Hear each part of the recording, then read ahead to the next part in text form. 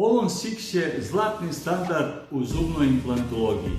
Jedna intervencija, 6 implanta za 24 sata, privremeni zubi i novi osmeh.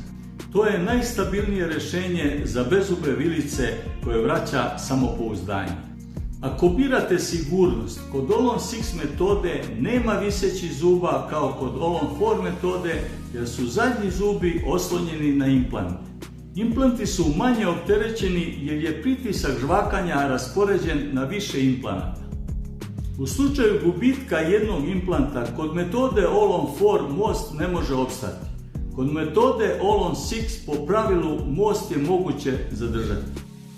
6 implanta obezbeđuje maksimalnu stabilnost, najduži vek trajanja, osjećaj kao sa pravim zubima, bez skidanja i pomeranja zuba, jednostavno počinje novi kvalitet života. Pregledi su besplatni, proverite da li ste i vi kandidat za ovakvo rješenje.